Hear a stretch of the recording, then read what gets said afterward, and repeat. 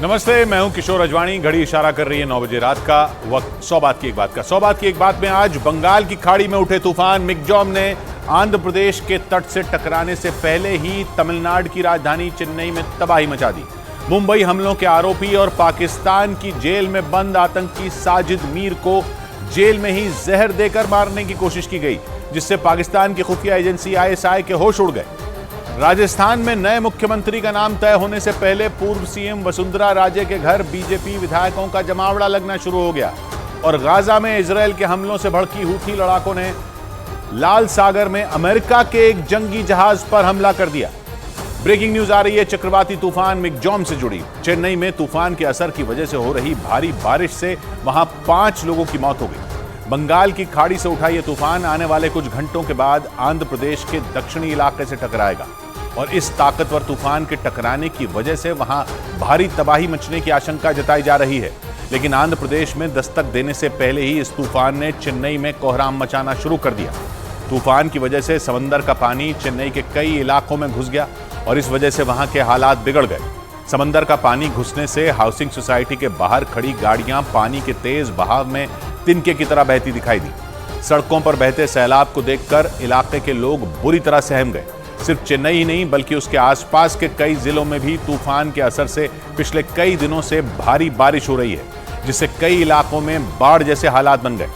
मौसम विभाग के मुताबिक ये तूफान धीरे धीरे ज्यादा भयानक और खतरनाक होता जा रहा है। यानी जब ये आंध्र प्रदेश पहुंचेगा तब तक ये बेहद खतरनाक और ताकतवर हो चुका होगा और इसीलिए आंध्र प्रदेश में बड़ी तबाही की आशंका जताई जा रही है। इस चक्रवाती तूफान के मंगलवार को दोपहर आंध्र प्रदेश के नेल्लूर और मछलीपट्टनम के बीच टकराने की आशंका जताई गई। मतलब कुछ ही घंटों बाद मिग्जॉम तूफान आंध्र प्रदेश के दक्षिणी हिस्सों में दस्तक दे सकता है और इसकी वजह से वहां ऐसी तबाही मच सकती है जिसका अंदाजा लगाना भी मुश्किल होगा। मिग्जॉम तूफान के दस्तक देते ही दक्षिणी आंध्र प्रदेश के हालात पटरी से उतर सकते हैं, क्योंकि मौसम विभाग के मुताबिक बंगाल की खाड़ी की तरफ से जैसे जैसे ये तूफान आंध्र प्रदेश की ओर बढ़ रहा है वैसे वैसे इसकी ताकत बढ़ती जा रही है। मतलब आगे बढ़ने के साथ साथ ये तूफान और भी ज्यादा खतरनाक और ताकतवर होता जा रहा है। इसीलिए यह अनुमान लगाया जा रहा है कि तूफानी हवाओं के साथ मिग्जॉम के असर से वहां तबाही लाने वाली भयानक बारिश हो सकती है और अगर ऐसा हुआ तो फिर दक्षिणी आंध्र प्रदेश के कई हिस्सों में सैलाब आने से सब कुछ तबाह हो सकता है।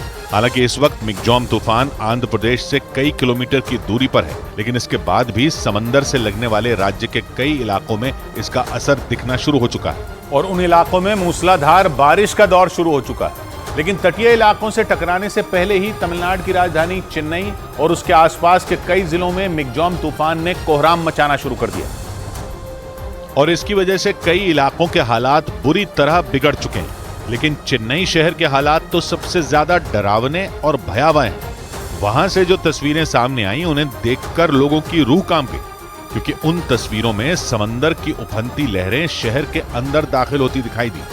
देखकर ऐसा लगा जैसे समंदर पूरे शहर को ही निगल जाएगा।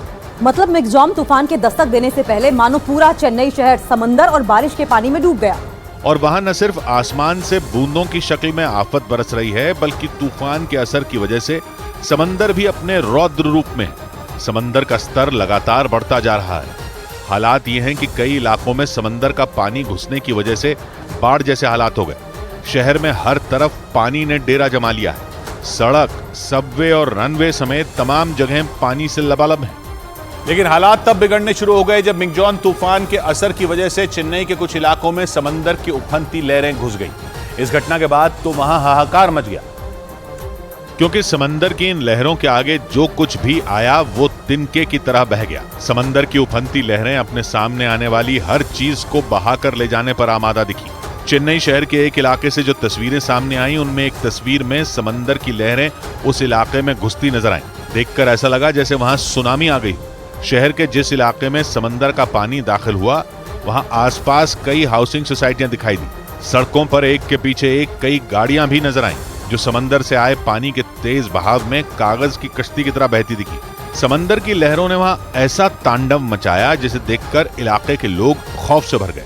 इस दौरान वहां तूफान मिग्जॉम के असर की वजह से बारिश होती रही और तेज हवाएं चलती रही। इसी तरह के एक दूसरे वीडियो में एक हाउसिंग सोसाइटी के बाहर खड़ी लाल और सफेद रंग की कुछ कारें पानी की तेज धार में बहती नजर आई। लेकिन लोगों की सांसें तब अटक गईं जब चेन्नई शहर की सड़कों पर मगरमच्छ घूमते नजर आए। मिगजॉम तूफान की वजह से वहां बारिश थमने का नाम नहीं ले रही। सड़कों पर जलभराव की वजह से लोगों को कई तरह की मुसीबतों का सामना करना पड़ रहा है और ऊपर से सड़कों पर मगरमच्छ घूमने शुरू हो गए।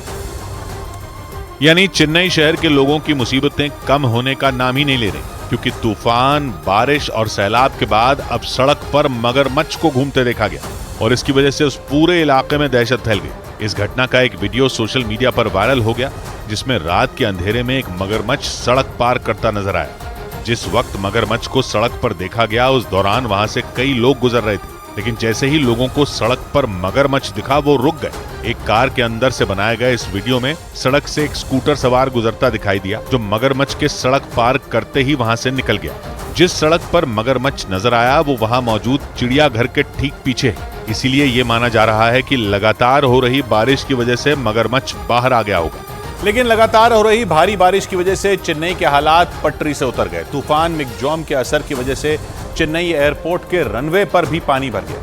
इसकी वजह से 33 विमानों को चेन्नई से दूसरी जगहों के लिए मोड़ दिया गया, क्योंकि आसमान से बरस रही आफत ने चेन्नई एयरपोर्ट की हालत खराब कर दी है। एयरपोर्ट के रनवे पर पानी भर चुका है और इसकी वजह से विमान उड़ान नहीं भर पा रहे हैं। चेन्नई एयरपोर्ट से जो तस्वीरें सामने आई उनमें एक तस्वीर में इंडिगो का एक विमान रनवे पर खड़ा दिखाई दिया और वहां हर तरफ सिर्फ पानी ही पानी नजर आया। इन तस्वीरों को देखकर ऐसा लगा जैसे विमान को इमरजेंसी के बाद किसी नदी में उतार दिया गया हो। बताया गया कि चेन्नई एयरपोर्ट के रनवे पर पानी भरने से वहां खड़े विमानों के पहिए तक डूब चुके हैं। इसी वजह से चेन्नई एयरपोर्ट पर आने वाली 33 उड़ानों को दूसरे एयरपोर्ट के लिए मोड़ दिया गया।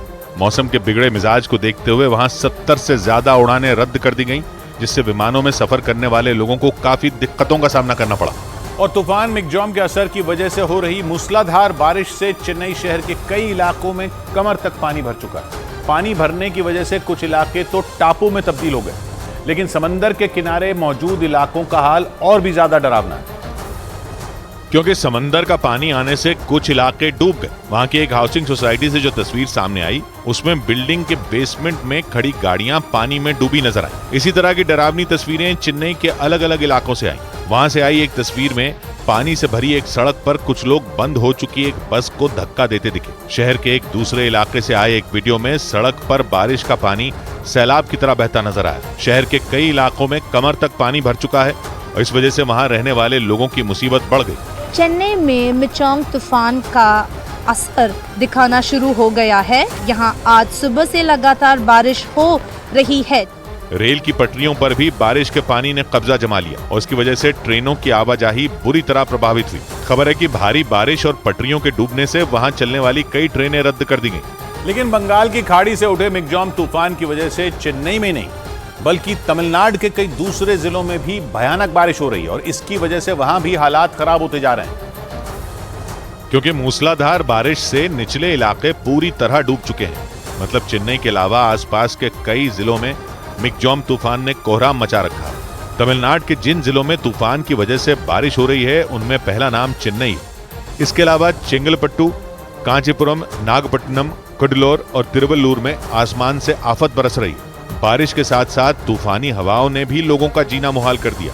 इसी वजह से प्रशासन ने इन जिलों में लोगों को घरों से बाहर नहीं निकलने की सलाह दी। इसके अलावा कुछ जिलों में प्रशासन ने सार्वजनिक छुट्टी का ऐलान कर दिया।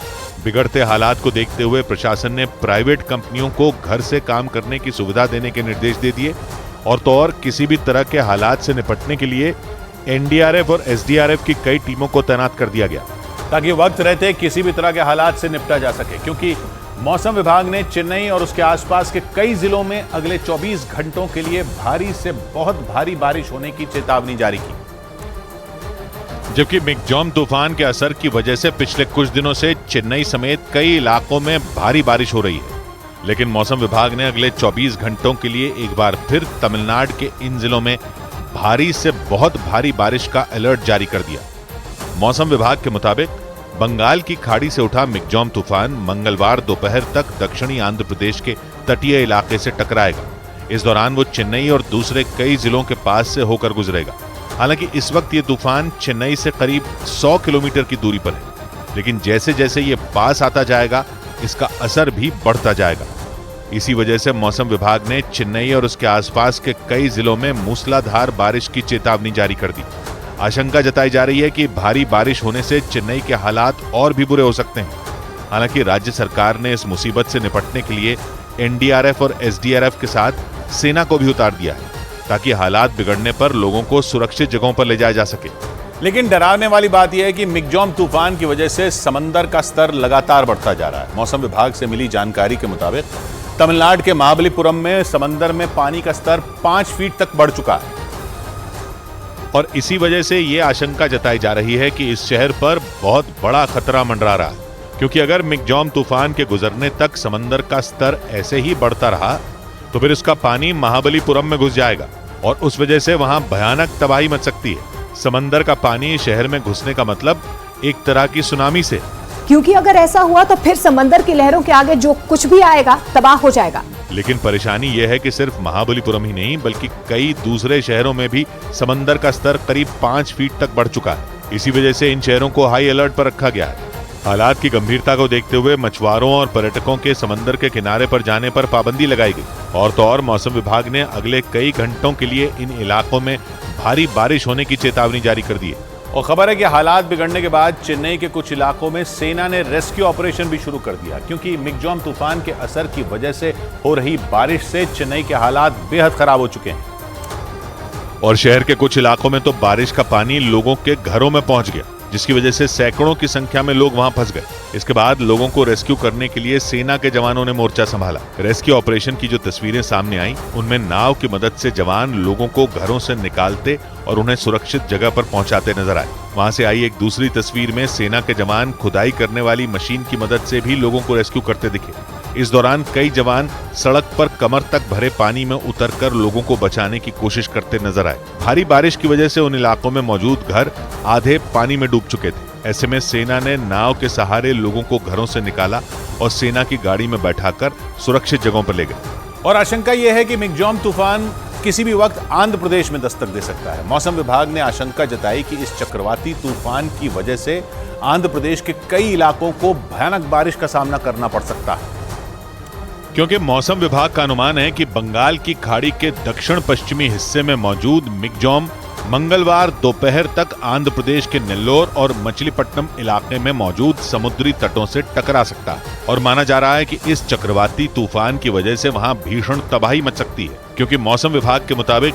इन इलाकों में मिगजॉम की वजह से 90 से 100 किलोमीटर प्रति घंटा की रफ्तार से हवाएं चल सकती हैं। दावा तो यह भी है कि जब ये तूफान तट से टकराएगा तो हवा की रफ्तार 110 किलोमीटर प्रति घंटा तक हो सकती है। मतलब आंध्र प्रदेश के नेल्लोर और मछलीपट्टनम मिगजॉम के खतरे से हाई अलर्ट पर है, क्योंकि ये वो इलाके हैं जहां मंगलवार को तूफान पूरी ताकत से वार कर सकता है। और इसी आशंका को देखते हुए पूरे आंध्र प्रदेश में अलर्ट जारी कर दिया गया। ऐसा इसलिए क्योंकि मौसम विभाग का मानना है कि दोपहर को वहां तेज बारिश लोगों की मुसीबत बढ़ा सकती है, इसलिए वहां पहले से ही तैयारियां पुख्ता कर ली गई। मौसम विभाग ने जो एडवाइजरी जारी की उसके मुताबिक नेल्लोर और मछलीपट्टनम के आसपास के इलाके में मिगजॉम तबाही का कारण बन सकता है। आशंका जताई जा रही है कि मिगजॉम की वजह से वहां बेहद तेज हवाएं चलेंगी, जिनकी वजह से समुद्री तटों के आसपास बड़ा नुकसान हो सकता है। इसके अलावा वहां घरों और ऊंची इमारतों में भी टूट फूट की आशंका जताई जा रही है। साथ ही ये डर भी है कि तेज बारिश की वजह से कई इलाकों में लैंडस्लाइड यानी जमीन धंसने की घटनाएं भी दिख सकती हैं। और इसी वजह से वहां एनडीआरएफ और एसडीआरएफ की टीम को हाई अलर्ट पर रखा गया, ताकि तूफान की वजह से राज्य को ज्यादा नुकसान न हो।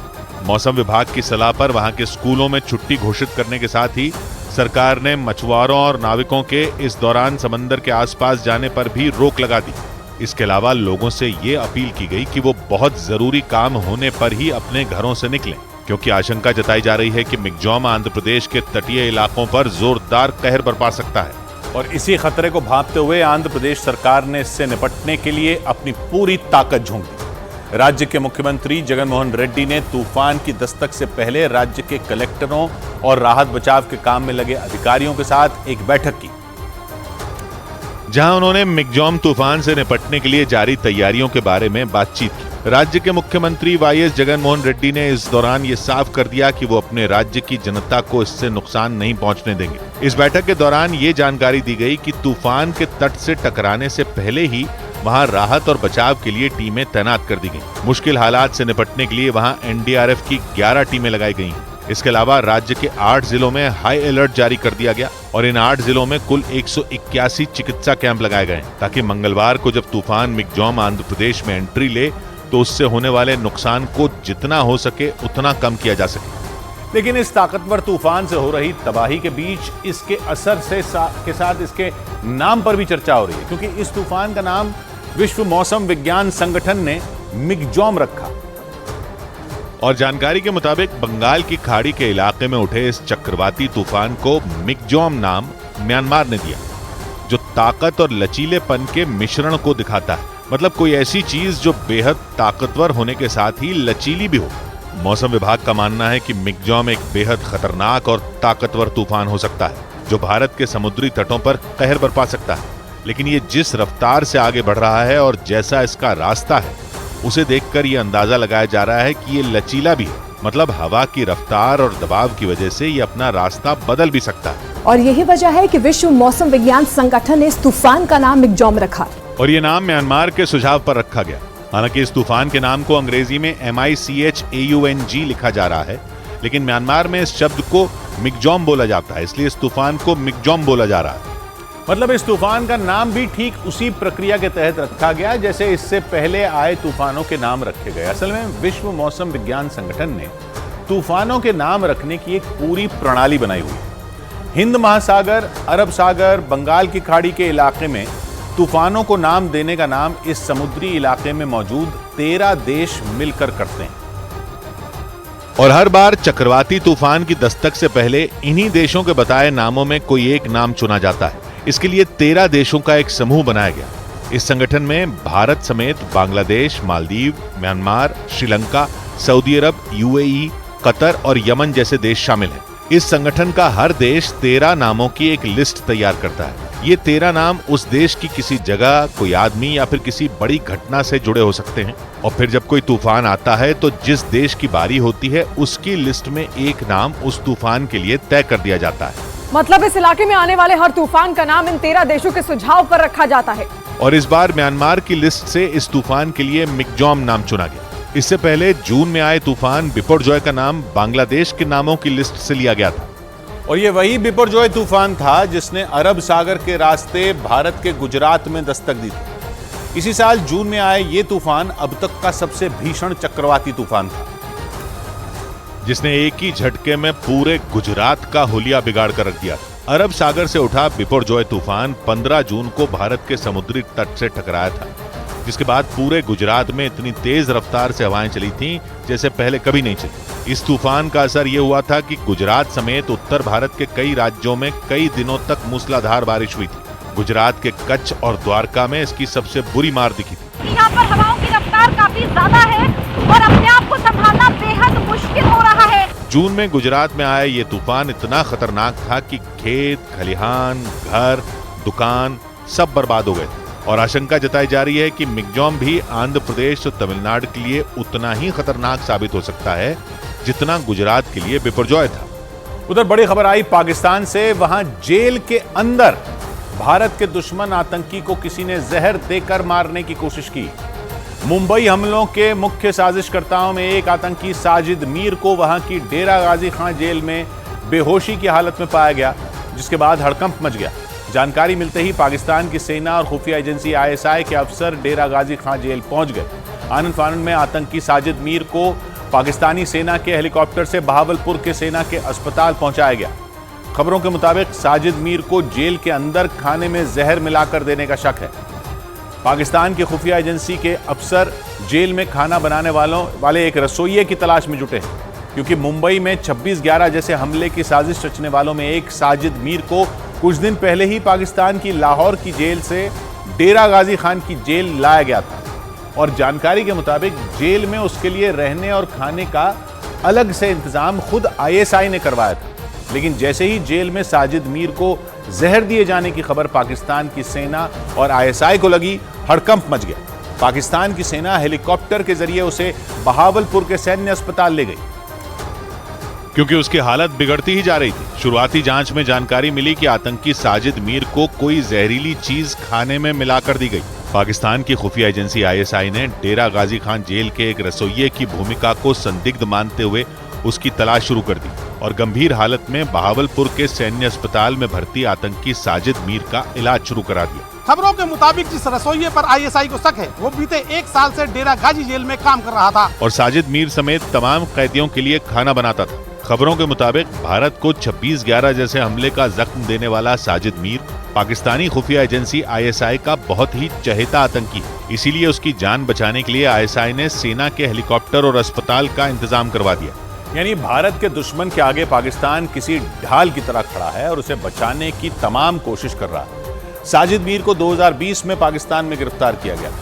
कुछ दिन लाहौर जेल में रखने के बाद उसे थोड़े दिन पहले ही डेरा गाजी खान जेल शिफ्ट कर दिया गया था, क्योंकि डेरा गाजी खान जेल को पाकिस्तान की सबसे सुरक्षित जेलों में एक माना जाता है। लेकिन तमाम इंतजाम के बाद भी भारत के दुश्मन को किसी ने जेल में जहर दे दिया, जिसके बाद पाकिस्तान की सेना और वहां की खुफिया एजेंसी आईएसआई की सांसें अटक गईं। मुंबई में 26/11 के हमले के बाद भारत ने साजिद मीर को मोस्ट वांटेड आतंकवादी घोषित किया हुआ, क्योंकि मुंबई में 26/11 के हमले के दौरान उसकी महत्वपूर्ण भूमिका थी। इसके बाद भी शुरुआती दौर में पाकिस्तान ने साजिद मीर को एक काल्पनिक व्यक्ति बताया था, लेकिन बाद में 2020 में उसे पाकिस्तान से ही गिरफ्तार किया गया था। 2022 में पाकिस्तान की एक अदालत ने उसे आतंकवाद के मामले में 15 साल की जेल की सजा सुनाई थी। तब से वो लाहौर जेल में बंद था और पाकिस्तान की सेना और खुफिया एजेंसी आईएसआई की निगरानी में रह रहा था। साजिद मीर को बचाने के लिए पाकिस्तान ने पहले दावा किया था कि उसकी मौत हो चुकी है। हालांकि उसकी बात पर न तो भारत को यकीन हुआ था और न ही पश्चिमी देशों को,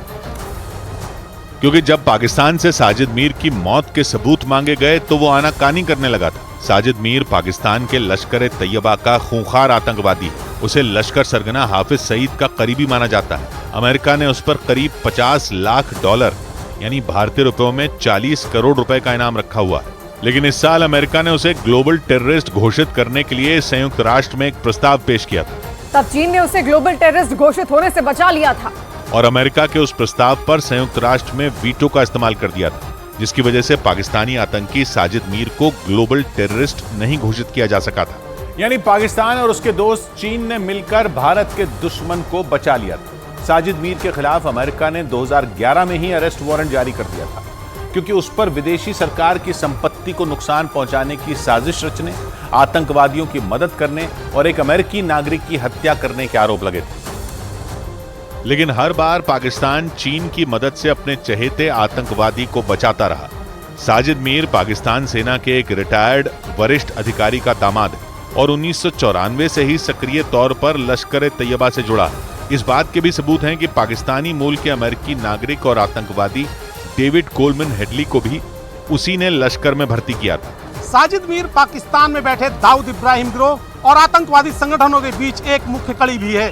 2020 में भारत ने पाकिस्तान से साजिद को सौंपने की मांग की थी, लेकिन पाकिस्तान ने तब कोई जवाब नहीं दिया था। लेकिन जेल में साजिद मीर को मारने की कोशिश से पूरे पाकिस्तान में दहशत फैल गई, क्योंकि पिछले कुछ महीनों में पाकिस्तान में एक के बाद एक कई आतंकियों की हत्या हो चुकी है और इसी वजह से वहां छिपकर बैठे दूसरे आतंकियों को भी जान जाने का डर सताने लगा, क्योंकि 5 महीने के अंदर पाकिस्तान में शरण लिए हुए भारत के 3 दुश्मनों की हत्या हो चुकी है। अक्टूबर में पाकिस्तान के सियालकोट में आतंकी शाहिद लतीफ को गोली मार दी गई थी। वो 2016 में पठानकोट एयरबेस पर हुए हमले का मास्टरमाइंड था।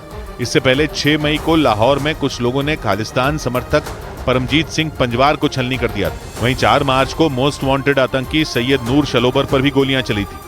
उससे पहले 26 फरवरी को आतंकी संगठन अल बद्र के पूर्व कमांडर सैयद खालिद रजा को भी इसी तरह मारा गया था, जबकि 20 फरवरी को हिजबुल मुजाहिदीन के बशीर अहमद पीर पर भी फायरिंग की गई थी। लेकिन पिछले 11 महीनों में पाकिस्तान में मौजूद कई आतंकियों को गोली मारकर मौत की नींद सुला दिया गया, जिससे वहां मौजूद आतंकी संगठन समेत पाकिस्तान की खुफिया एजेंसी आईएसआई के भी हाथ पांव फूल गए, क्योंकि पाकिस्तान में छिपे आतंकियों की हत्याओं का तकरीबन एक ही तरह का पैटर्न यानी तरीका था। जानकारी के मुताबिक फरवरी से लेकर अब तक पाकिस्तान में जिन आतंकियों की हत्याएं हुई उन सबको करीब एक ही तरीके से मौत के घाट उतारा गया, जिसका मतलब यह हुआ कि ये सारी आतंकी एक ही प्लान के तहत मारे गए। और इसी बात ने पाकिस्तान की खुफिया एजेंसी आईएसआई के पैरों तले जमीन खिसका दी, क्योंकि फरवरी से अब तक मारे गए सभी आतंकियों की मौत एक ही तरह से हुई। पाकिस्तान के अलग अलग शहरों में मारे गए आतंकियों को अज्ञात हमलावरों ने गोली मारी उन सभी घटनाओं में हमलावर मोटरसाइकिल से आए थे और फिर अपने टारगेट पर गोलियां बरसाकर वहां से फरार हो गए। जबकि आईएसआई के अधिकारी दावा करते हैं कि उनके एजेंट पाकिस्तान के चप्पे चप्पे पर मौजूद हैं। लेकिन पिछले 9 महीने में एक ही प्लान के तहत पाकिस्तान में मौजूद आतंकियों के सफाए का ऑपरेशन जारी है। फिर भी पाकिस्तान की खुफिया एजेंसी इसका तोड़ निकालने में पूरी तरह फेल साबित हुई। बड़ी खबर आई गाजा पर इजराइल के बहुत बड़े हमले से जुड़ी। इजराइल की सेना ने गाजा के दूसरे बड़े शहर खान यूनिस पर जोरदार हमले किए। इसके अलावा इजराइल की सेना ने वहां रहने वाले नागरिकों को इलाका खाली करने के निर्देश दे दिए। अमेरिकी अखबार द न्यूयॉर्क टाइम्स के मुताबिक इजराइल की सेना ने दक्षिणी गाजा में ग्राउंड ऑपरेशन शुरू कर दिया। 7 दिनों का सीज फायर खत्म होने के बाद से ही इजराइल की सेना दक्षिणी गाजा के खान यूनिस शहर में बम बरसाने के साथ अरबी भाषा में लिखे पर्चे गिरा रही है, जिसमें नागरिकों को वहां से चले जाने के निर्देश दिए गए। इजराइल दावा कर रहा है कि 26 अक्टूबर को गाजा में ग्राउंड ऑपरेशन शुरू किए जाने के बाद उसकी सेना ने हमास की 800 सुरंगों का पता लगाया और उनमें 500 सुरंगों को पूरी तरह तबाह कर दिया। लेकिन इजराइल की सेना ने दावा किया कि गाजा के दक्षिणी हिस्से में हमास के लड़ाके अब भी आम नागरिकों को ढाल बनाकर छिपे हुए हैं और खबरों के मुताबिक इसीलिए इजराइल की सेना दक्षिणी हिस्से को खाली कराकर जोरदार हमला करने की तैयारी में, क्योंकि इजराइल की सेना ने कुछ इसी तरह उत्तरी गाजा में भी किया था। अमेरिका के अखबार द न्यूयॉर्क टाइम्स के मुताबिक इजराइल की सेना दक्षिणी गाजा में ग्राउंड ऑपरेशन शुरू कर चुकी है और खास तौर पर उसके निशाने पर खान यूनिस शहर है, जो कि हमास के लड़ाकों का बहुत बड़ा गढ़ माना जाता है।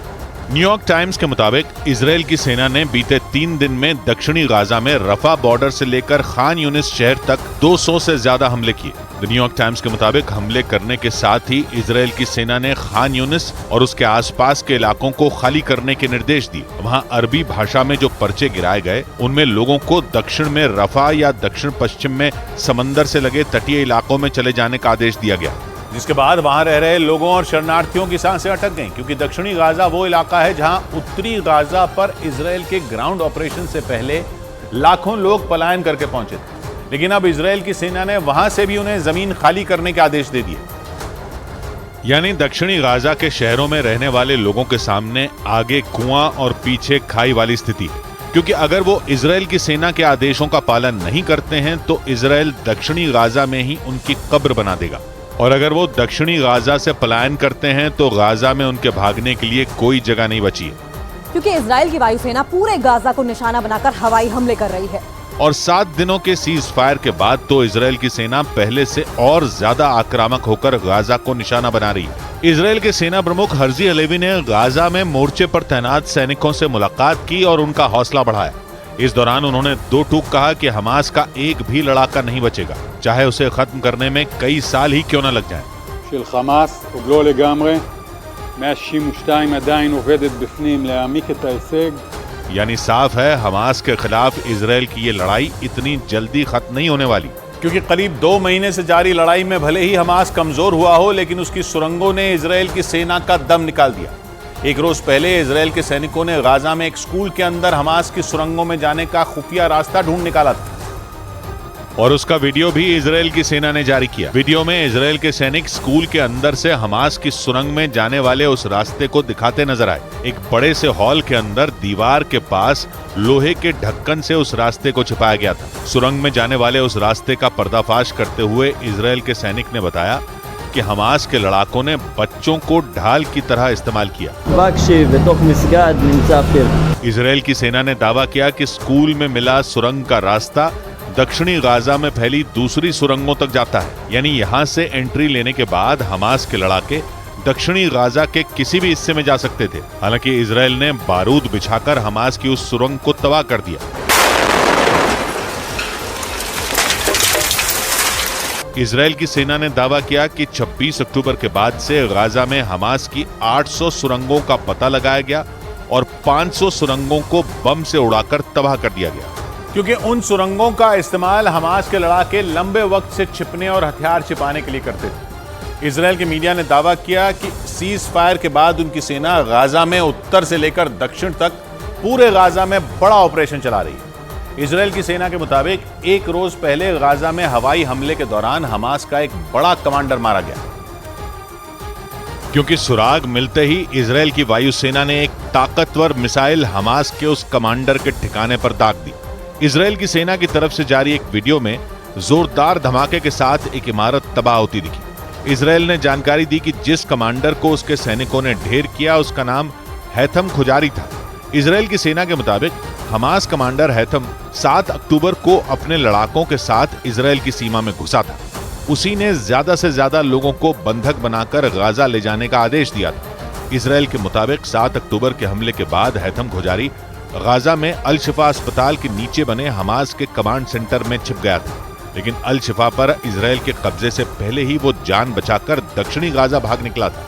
उधर बड़ी खबर आई लाल सागर में बढ़े टकराव से जुड़ी। वहां गाजा पर इजरायल के हमलों से भड़के हूथी लड़ाकों ने अमेरिका के एक जंगी जहाज पर हमला कर दिया। खुद अमेरिका ने भी इस हमले की पुष्टि की और बताया कि हूथी लड़ाकों ने उसके यूएसएस कार्नी युद्धपोत पर बैलिस्टिक मिसाइल से हमला कर दिया, जिसके जवाब में अमेरिका ने भी हूथी लड़ाकों पर पलटवार किया। हूथी लड़ाकों ने अमेरिका ही नहीं, लाल सागर में इजरायल के भी माल ढोने वाले 2 जहाजों को निशाना बनाने का दावा किया। यही नहीं, हूथी लड़ाकों के हमले में इजरायल के एक जहाज को नुकसान पहुंचाने की खबरें भी सामने आई। गाजा पर इजरायल के हमलों के विरोध में ईरान समर्थित हूथी लड़ाकों ने लाल सागर में इजरायल और अमेरिका की नाक में दम कर रखा है, लेकिन अमेरिका के जंगी जहाज को टारगेट करके हूथी लड़ाकों ने उस इलाके में पहले से बढ़े तनाव को चरम पर पहुंचा दिया। हूथी लड़ाकों ने पिछले महीने भी लाल सागर में एक जहाज को हाईजैक कर लिया था और इजरायल को गाजा पर हमले रोकने की चेतावनी दी थी, लेकिन 7 दिन के सीज फायर के बाद इजरायल की सेना एक बार फिर पूरी ताकत के साथ गाजा पर टूट पड़ी, जिससे हूथी लड़ाके भड़क गए और उन्होंने लाल सागर में इजरायल और जंग में उसका साथ देने वाले अमेरिका के जहाजों को निशाना बनाया। अमेरिका के रक्षा विभाग पेंटागन ने भी अपने यूएसएस कार्नी युद्धपोत की ओर बैलिस्टिक मिसाइल दागे जाने की पुष्टि की। पेंटागन के मुताबिक उसके जंगी जहाज पर लाल सागर में बाबल मंदीब गलियारे के करीब हमला किया गया। ये गलियारा यमन और अफ्रीकी देश जिबूती को अलग करता है और अमेरिकी न्यूज चैनल CNN के मुताबिक यूएसएस कार्नी के वहां पहुंचते ही हूथी लड़ाकों ने उसकी ओर मिसाइल छोड़ दी। हालांकि दावा किया गया कि वो मिसाइल अपना निशाना चूक गई और अमेरिका के जंगी जहाज से कुछ दूर पहले ही गिर गई, जिसकी वजह से उसे कोई नुकसान नहीं पहुंचा। लेकिन हूथी लड़ाके यही नहीं रुके।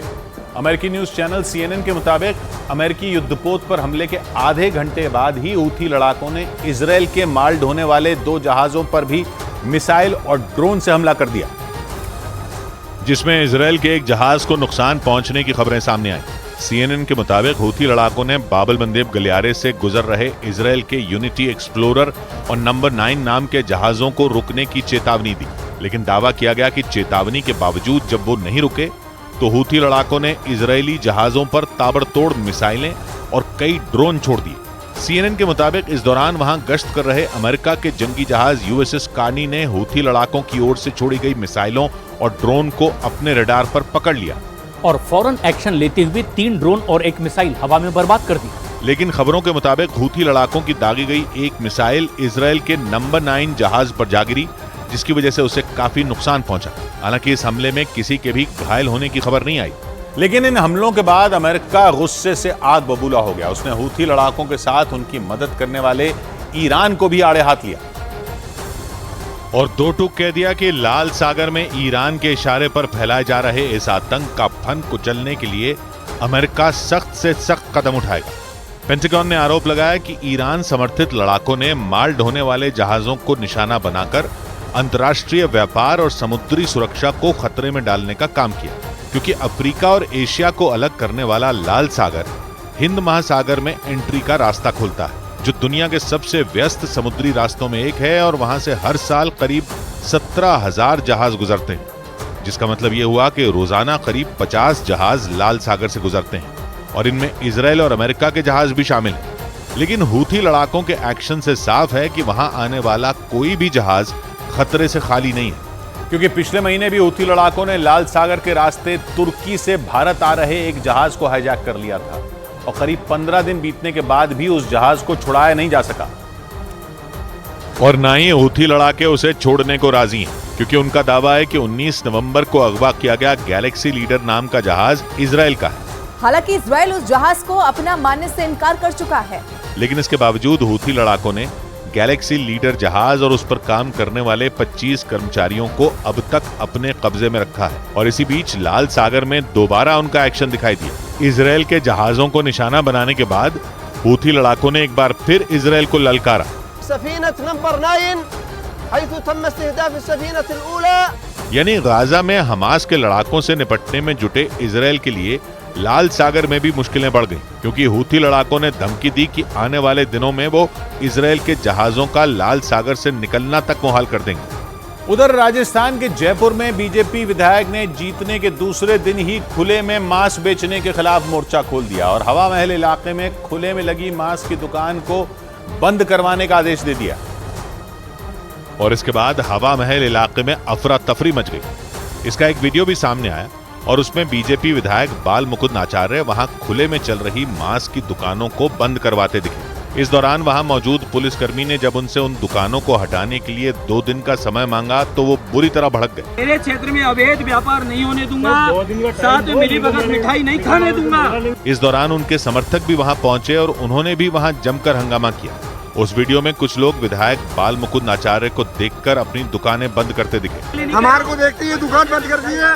जिसके बाद उन्होंने वहां मौजूद पुलिस कर्मियों से उन दुकानदारों के लाइसेंस की जांच कर अवैध दुकानों को हटाने के निर्देश दिए, क्योंकि चुनाव जीतते ही बीजेपी विधायक बाल मुकुंद आचार्य ने खुले में मांस की बिक्री के खिलाफ अभियान छेड़ दिया और उन्होंने आरोप भी लगाया कि कई लोग बिना लाइसेंस के खुले में मांस बेच रहे हैं और उसकी वजह से वहां से गुजरने वाले लोगों को दिक्कतों का सामना करना पड़ रहा है। बीजेपी विधायक बाल मुकुंद आचार्य ने कहा कि उन्हें मांस की बिक्री से नहीं बल्कि बिना लाइसेंस के खुले में मांस बेचने से दिक्कत है। जिनके पास में लाइसेंस नहीं है वो अवैध बूचड़खाने चला रहे हैं, उन पर कार्रवाई करो, ये निवेदन हमने किया है। लेकिन उनके इस एक्शन को हवा महल इलाके में मौजूद दुकानदारों ने गलत बताया और आरोप लगाया कि बाल मुकुंद आचार्य मुसलमानों को निशाना बना रहे हैं। तो आप सबके हक में बात करें, ना कि सिर्फ एक ही समुदाय को जो है टारगेट किया जाए। इस पर सफाई देते हुए बाल मुकुंद आचार्य ने सभी आरोपों को गलत बता दिया और साफ कर दिया कि वो पूरे जयपुर में अवैध तरीके से चल रही मांस की दुकानों को बंद करवा कर रहेंगे। बाल मुकुंद आचार्य एक रोज पहले ही जयपुर की हवा महल विधानसभा सीट से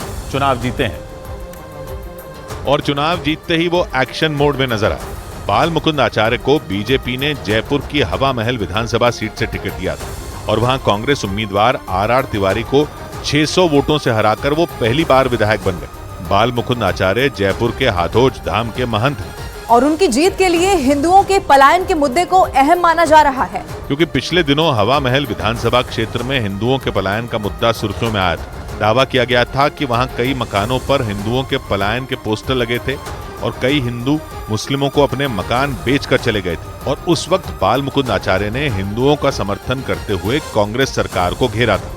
उधर राजस्थान में बीजेपी की जीत के बाद वसुंधरा राजे को एक बार फिर मुख्यमंत्री बनाने की मांग उठने लगी। वसुंधरा राजे को मुख्यमंत्री पद की रेस में एक अहम चेहरा बताया जा रहा है। यही वजह है कि नतीजा आते ही वसुंधरा राजे के घर सियासी हलचल तेज हो गई। उनके घर पर बीजेपी विधायकों का पहुंचना शुरू हो गया और एक एक कर बीजेपी विधायक वसुंधरा राजे से मिलने के लिए जाते दिखाई दिए। लेकिन असली कहानी तो विधायकों के वसुंधरा से मिलकर बाहर आने के बाद दिखाई दी, क्योंकि एक नहीं बल्कि उनसे मिलकर लौटे ज्यादातर विधायकों ने एक सुर में वसुंधरा राजे को मुख्यमंत्री बनाने की मांग कर दी। राजस्थान में जीत के बाद मुख्यमंत्री पद की रेस में वसुंधरा अकेला चेहरा नहीं है, बल्कि महंत बालकनाथ, गजेंद्र सिंह शेखावत, अर्जुन राम मेघवाल और दिया कुमारी समेत कई और बड़े नेताओं का नाम कुर्सी की रेस में बताया जा रहा है। यही वजह रही कि वसुंधरा राजे के आवास पर करीब 30 विधायकों के पहुंचने को उनका शक्ति प्रदर्शन माना जा रहा है। ऐसी चर्चाएं तेज हो गईं कि विधायक दल की बैठक से पहले ही वसुंधरा राजे को मुख्यमंत्री बनाने की मांग करके विधायकों ने आला कमान पर दबाव बनाना शुरू कर दिया, क्योंकि वसुंधरा के घर पहुंचे विधायकों का मानना है कि इस बार की जीत में वसुंधरा राजे की भी अहम भूमिका रही। उनका दावा है कि राजस्थान में कांग्रेस को हराने के लिए वसुंधरा राजे ने दिन रात एक कर दिया था और इसका अच्छा नतीजा उनके असर वाली सीटों पर देखने को मिला। अपनी सीट झालरापाटन पर तो वसुंधरा राजे ने 26,000 वोटों से बड़ी जीत दर्ज की ही, लेकिन उनका प्रभाव दूसरी कई सीटों पर भी बताया जाता है। राजस्थान में 199 में 42 सीटें ऐसी बताई जाती हैं जिन पर वसुंधरा राजे का दबदबा माना जाता है। इन 42 सीटों में बीजेपी को 22 सीटें मिली, जो पिछली बार से भी 3 सीट ज्यादा है। यानी वसुंधरा राजे ने अपनी असर वाली सीटों पर पिछली बार से बेहतर प्रदर्शन किया। इसीलिए माना जा रहा है कि उनके समर्थक विधायक मुख्यमंत्री पद के लिए खुलकर वसुंधरा राजे का नाम ले रहे हैं। 5 बार विधायक और 5 बार लोकसभा सांसद रही वसुंधरा राजे 2 बार राजस्थान की सीएम रह चुकी हैं। साल 2003 में उनके नेतृत्व में 120 सीटें आई थी, तो तो साल 2013 में उन्होंने 163 सीटों के साथ बीजेपी को बम्पर जीत दिलाई थी। और इसी का जिक्र करते हुए उनके दरवाजे पर पहुंचे विधायकों ने वसुंधरा राजे को कुर्सी सौंपने की मांग कर दी। हालांकि वसुंधरा राजे के घर पर भले ही विधायकों का जमावड़ा लग रहा हो, मुख्यमंत्री पद की रेस में एक और नाम तेजी से उभरा है। राजस्थान के अलवर से सांसद महंत बालकनाथ को सीएम पद का प्रबल दावेदार माना जा रहा है। और उनके दिल्ली आते ही सियासी गलियारों में यह चर्चा तेज हो गई कि राजस्थान में उनकी ताजपोशी हो सकती है। हालांकि महंत बालकनाथ के मुताबिक वो नतीजे के एक दिन बाद ही शीतकालीन सत्र शुरू होने की वजह से दिल्ली आए। उनके नाम पर इतनी बड़ी जीत हुई है, आज हम सब लोग सत्र के दौरान उनके आगमन पर उनको बधाई भी देंगे। राजस्थान के अगले मुख्यमंत्री बनाए जाने पर महंत बालकनाथ ने न तो इनकार किया और न ही सीएम की कुर्सी पर दावा ठोका। माननीय प्रधानमंत्री जी के नेतृत्व में और उनके मार्गदर्शन में ही हमारी पार्टी कार्य करती है। राजस्थान में वोट डाले जाने के बाद से ही महंत बालकनाथ का नाम सीएम पद की दौड़ में आ गया था। ऐसा कहा जाने लगा कि बीजेपी राजस्थान में भी उत्तर प्रदेश वाला प्रयोग ही दोहराना चाहती है। उसने यूपी में 2017 में कट्टर हिंदूवादी छवि के नेता और सांसद योगी आदित्यनाथ के हाथ में राज्य की कमान सौंपी थी और दावा किया जा रहा है कि अब राजस्थान में भी बीजेपी महंत बालकनाथ को कुर्सी सौंप सकती है, क्योंकि माना जा रहा है कि महंत बालकनाथ की कट्टर हिंदूवादी छवि का फायदा बीजेपी को लोकसभा चुनावों में भी हो सकता है। अलवर सीट से सांसद बालकनाथ को बीजेपी ने तिजारा विधानसभा सीट से चुनाव मैदान में उतारा, जहां उन्होंने जीत दर्ज की और अपने सामने खड़े कांग्रेस के इमरान खान को चुनावों में पटखनी दे दी। उन्होंने 2019 में लोकसभा के चुनावों में भी बड़ी जीत दर्ज की थी। पूर्वी और उत्तरी राजस्थान में वो काफी लोकप्रिय नेता के तौर पर उभरे हैं और माना जा रहा है कि पार्टी उनकी इसी लोकप्रियता को भुनाना चाहती है और इसीलिए बीजेपी ने सांसद होने के बावजूद उन्हें विधानसभा चुनाव का टिकट दिया, जिसकी वजह से कई सीटों पर बीजेपी को फायदा भी मिला। बालकनाथ का नाम आगे होने की कई और वजह भी बताई जा रही है। महंत बालकनाथ का संबंध हरियाणा के रोहतक के बाबा मस्तनाथ मठ से है, इसलिए हरियाणा में भी उनकी तगड़ी पकड़ मानी जाती है। माना जा रहा है कि राजस्थान से लगने वाले हरियाणा के इलाकों में अगले साल होने वाले चुनावों में उनका असर पड़ सकता है। इसके साथ ही वो ओबीसी समुदाय से आते हैं, यानी उन पर दांव लगाया तो उसका फायदा लोकसभा चुनावों में भी हो सकता है। उधर एक और बड़ी खबर आई, राजस्थान के पूर्व मुख्यमंत्री अशोक गहलोत से जुड़ी। चुनाव के नतीजों के एक दिन बाद ही अशोक गहलोत के ओएसडी रहे लोकेश शर्मा ने उनके खिलाफ एक चिट्ठी लिखी, जिस पर बवाल मच गया। ऐसा इसलिए क्योंकि इस चिट्ठी में उन्होंने राजस्थान में कांग्रेस की हार के लिए सीधे सीधे अशोक गहलोत को जिम्मेदार ठहरा दिया। उन्होंने तो ये तक कह दिया कि अगर कांग्रेस आलाकमान वक्त रहते अशोक गहलोत की जगह सचिन पायलट को मुख्यमंत्री बना देती तो चुनाव के नतीजे पलट सकते थे। मतलब राजस्थान में चुनाव के नतीजों के आते ही अशोक गहलोत के खिलाफ आवाज उठने लगी और उन पर पहला निशाना किसी और ने नहीं बल्कि उन्हीं के ओएसडी लोकेश शर्मा ने साधा। उन्होंने आरोप लगाया कि राजस्थान में कांग्रेस की हार के लिए सिर्फ और सिर्फ अशोक गहलोत ही जिम्मेदार है। मतलब हार के एक दिन बाद ही अशोक गहलोत के खिलाफ उनके करीबियों ने झंडा बुलंद कर दिया। अशोक गहलोत के ओएसडी ने दावा किया कि अगर मुख्यमंत्री उनके सुझावों को तवज्जो देते तो राजस्थान में कांग्रेस वापसी कर सकती थी। लोकेश शर्मा ने एक चिट्ठी लिखकर अपनी नाराजगी जाहिर की और ये आरोप लगाया कि मुख्यमंत्री रहते हुए अशोक गहलोत को कुछ सीटों पर प्रत्याशियों को बदलने का सुझाव दिया गया था, लेकिन उन्होंने इस पर ध्यान ही नहीं दिया। आखिर तक वो यही कहते रहे कि मैं सरकार रिपीट करवा लाऊंगा, हर हाल में रिपीट करवा लाऊंगा, मुझे फ्री हैंड दिया जाए। उन्होंने दावा किया कि अशोक गहलोत के इसी रवैये की वजह से राजस्थान में कांग्रेस की हार हुई। अशोक गहलोत के ओएसडी लोकेश शर्मा ने ट्वीट कर उन पर निशाना साधा और ये दावा किया कि कांग्रेस आला कमान ने अशोक गहलोत की बातों पर आंख मूंद कर विश्वास किया, जिसका असर ये हुआ कि राजस्थान में कांग्रेस बुरी तरह हार गई। मतलब उन्होंने राजस्थान में कांग्रेस की हार का ठीकरा मुख्यमंत्री अशोक गहलोत के सिर पर फोड़ दिया। और लोकेश शर्मा यही नहीं रुके बल्कि इस दौरान उन्होंने अशोक गहलोत की दुखती रग पर भी वार कर दिया। उन्होंने सीधे सीधे इस बात की तरफ इशारा किया कि राजस्थान में अशोक गहलोत और सचिन पायलट का मनमुटाव सरकार को ले डूबा, क्योंकि अशोक गहलोत के ओएसडी लोकेश शर्मा के मुताबिक गहलोत और पायलट की आपसी तनातनी से जनता के बीच कलह का संदेश गया और यही कांग्रेस को भारी पड़ गया। इस दौरान उन्होंने सचिन पायलट को मुख्यमंत्री न बनाने के मुद्दे पर भी कांग्रेस आलाकमान को निशाने पर लिया। कांग्रेस पार्टी ने सही समय पे सही चीजों को देखने का प्रयास नहीं किया। मुख्यमंत्री जी ने जो कहा वही माना। राजस्थान में मुख्यमंत्री पद को लेकर 2018 से ही खींचतान जारी थी। यहाँ तक कि कई बार सचिन पायलट ने भी उन्हें मुख्यमंत्री न बनाए जाने पर नाराजगी जाहिर की थी। कुछ महीनों पहले तो उन पर ये आरोप भी लगे थे कि उन्होंने विधायकों को बरगलाने की कोशिश की। हालांकि उस दौरान कांग्रेस आलाकमान ने इस मामले में बीच बचाव कर गहलोत और पायलट की उस लड़ाई को शांत करा लिया था। लेकिन अब लोकेश शर्मा के इस आरोप के बाद इस बात की चर्चा तेज हो गई कि गहलोत के इशारों पर ही पायलट को साइडलाइन किया गया था और जानकारों का मानना है कि राज्य के दो बड़े नेताओं की आपसी कलह ही राजस्थान में कांग्रेस के लिए भारी पड़ गई। और जैसे ही अशोक गहलोत के ओएसडी लोकेश शर्मा ने उन पर यह चिट्ठी बम फोड़ा, राजस्थान कांग्रेस में भूचाल आ गया। इसके बाद सचिन पायलट भी इशारों में उनका समर्थन करते नजर आए। उन्होंने इस बात पर हामी भरी कि कांग्रेस आलाकमान को सिर्फ अशोक गहलोत की बातों पर ध्यान देना भारी पड़ गया, क्योंकि सचिन पायलट ने भी कई बार इस बात की तरफ इशारा किया था कि राज्य में कांग्रेस की स्थिति इतनी मजबूत नहीं है जितनी गहलोत बता रहे थे। हालांकि इस मामले में उनके और कांग्रेस आलाकमान के बीच तलवारें खिंचती भी नजर आई थी।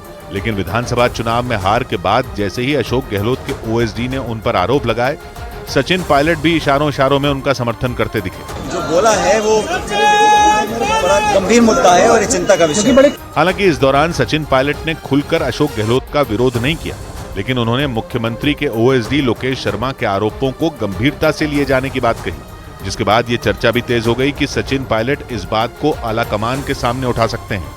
उधर पूर्वोत्तर के राज्य मिजोरम में हुए विधानसभा चुनाव के नतीजों में ZPM यानी जोराम पीपल्स मूवमेंट ने बड़ी जीत हासिल कर ली, जबकि वहां सरकार चला रही MNF यानी मिजो नेशनल फ्रंट को करारी हार का सामना करना पड़ा। चुनाव जीतने वाली पार्टी ZPM वहां की 6 पार्टियों का एक गठबंधन है, जिसने दूसरा ही चुनाव लड़ते हुए मिजोरम की सत्ता पर कब्जा कर लिया।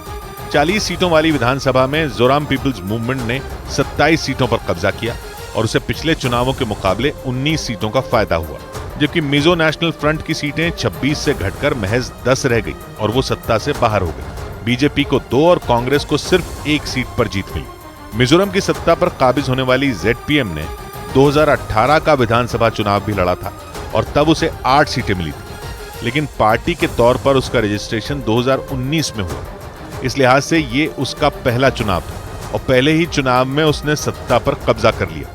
ZPM में Mizoram People's Conference, Zoram Nationalist Party, Zoram Exodus Movement, Zoram Decentralisation Front, Zoram Reformation Front और मिजोरम पीपल्स पार्टी शामिल हैं और इस गठबंधन के नेता हैं लालदोहोमा, जिनका मुख्यमंत्री बनना अब तय माना जा रहा है। लालदोहोमा किसी जमाने में पूर्व प्रधानमंत्री इंदिरा गांधी की सुरक्षा में तैनात रहा करते थे, यहां तक कि वो कांग्रेस पार्टी में भी शामिल हुए थे और कांग्रेस की टिकट पर लोकसभा चुनाव भी लड़े थे।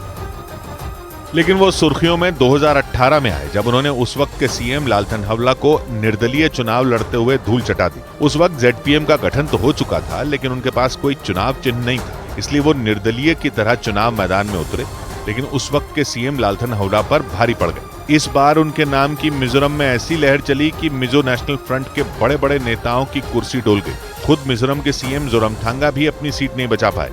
लालदोहोमा न केवल ZPM के मुखिया थे, बल्कि उन्हें चुनाव से पहले ही मुख्यमंत्री पद का चेहरा भी बनाया गया था, इसीलिए उनका मुख्यमंत्री बनना अब तय माना जा रहा है। उधर बड़ी खबर आई, मध्य प्रदेश, राजस्थान और छत्तीसगढ़ में कांग्रेस की हार से विपक्षी गठबंधन पर मचे भड़कंप पर 3 राज्यों में कांग्रेस की शिकस्त के बाद विपक्षी गठबंधन में तलवारें खिंच गईं, क्योंकि गठबंधन में शामिल पार्टियों ने ही कांग्रेस के खिलाफ मोर्चा खोल दिया।